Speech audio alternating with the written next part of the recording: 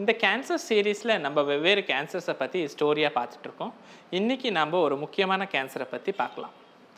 ஒரு 65 வயசு female patient எங்கள்கிட்ட வயிற்றில் நீர் கோர்த்துட்டு மூச்சு விட சிரமம் ஏற்பட்டு வந்திருந்தாங்க.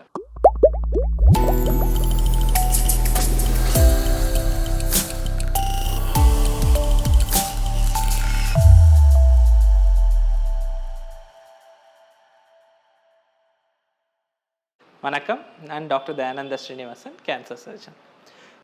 அவங்களுக்கு ஹிஸ்ட்ரி வைஸ் 3 குழந்தைங்க இருந்தாங்க.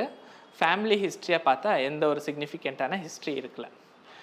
இந்த பேஷண்ட்டுக்கு ஒரு அல்ட்ராசவுண்ட் ஸ்கேன் பண்ணப்போ அவங்களுக்கு வயிற்று பகுதியில் நீர் கோர்த்திருந்தது, அதாவது அசைட்டிஸ்ன்னு சொல்லுவோம், அது ஏற்பட்டு மற்றும் ஓவரியில் ஒரு பெரிய கட்டி இருக்கிறதுமே தெரிய வந்துச்சு.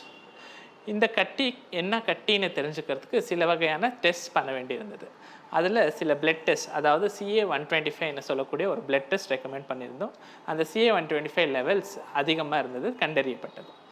இந்த கட்டி வேறு எங்கேயாச்சும் பரவி இருக்கா இல்லையான்னு தெரிஞ்சுக்கிறதுக்கு ஹோல் பாடி பெட் சிடி ஸ்கேனுமே ரெக்கமெண்ட் பண்ணியிருந்தோம்.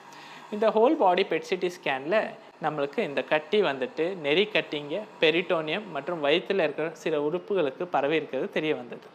இதை நம்ம ஸ்டேஜ் 3C ஓவேரியன் கேன்சர்னு சொல்லுவோம். இந்த ஸ்டேஜில் பேஷண்ட் அந்தளவுக்கு ஃபிட் இல்லாததுனாலையும் டிசீஸ் கொஞ்சம் லோக்கலாக அட்வான்ஸ் ஆகிருந்ததுனாலையும் பேஷண்ட்டுக்கு ஃபஸ்ட் கீமோதெரப்பி ரெக்கமெண்ட் பண்ண வேண்டியிருந்துச்சு.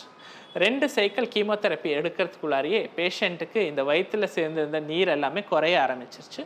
பேஷண்ட் சிம்டமேட்டிக்கலாக இம்ப்ரூவ் ஆக ஸ்டார்ட் ஆகிட்டாங்க. இந்த மாதிரி தொடர்ச்சியாக 4 சைக்கிள் கீமோதெரப்பி கொடுத்ததுக்கப்புறமா ரெஸ்பான்ஸ் ஸ்கேன் பண்ணப்போ கட்டி நல்லா சுருங்கி இருந்தது தெரிய வந்துச்சு. சர்ஜரி பண்ணக்கூடிய ஸ்டேஜ் ரீச் ஆகிருந்துச்சு. இந்த பேஷண்ட்டை நம்ம இப்போது சர்ஜரிக்கு ரெக்கமெண்ட் பண்ணோம். ஸ்டேஜிங் லேப்ராட்டமின்னு சொல்லக்கூடிய ஒரு சர்ஜரி பர்ஃபார்ம் பண்ணோம்.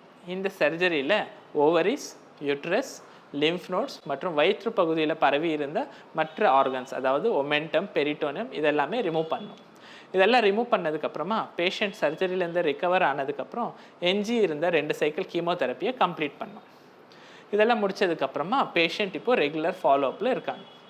இந்த பேஷண்ட்டில் நம்ம கவனிக்க வேண்டிய முக்கியமான விஷயம் என்னன்றது இப்போ பார்க்கலாம். நார்மலாக ஓவேரியன் கேன்சர்ன்றது நம்ம டிடெக்ட் பண்ணும்போதே அது ஸ்டேஜ் 3 அல்லது ஸ்டேஜ் 4 தான் மோஸ்ட் காமனாக இருக்கும். இது எதனாலன்னு சொன்னால், இந்த ஓவேரியன் கேன்சர்ஸில் ஸ்பெசிஃபிக்கான சிம்டம்ஸ் இருக்கிறதில்ல. நார்மலாக பேஷண்ட்ஸ்க்கு வயிறு வீக்கம், பசி எடுக்காமல் இருக்கிறது, அஜீரணம், இந்த மாதிரியான சிம்டம்ஸ் தான் இருக்கும். இந்த மாதிரியான சிம்டம்ஸை பேஷண்ட் நெக்லெக்ட் பண்ணிவிட்டு கேஸ்ட்ரைட்டிஸ்ன்ட்டு மெடிசின்ஸ் எடுத்துகிட்டு இருப்பாங்க. ஓவேரியன் கேன்சர்ஸில் அர்லியாக டிடெக்ட் ஆகி, அதாவது ஸ்டேஜ் 1லேயே டிடெக்ட் ஆன ஓவேரியன் கேன்சரில் சர்ஜரி மட்டுமே போதுமானதாக இருக்கும்.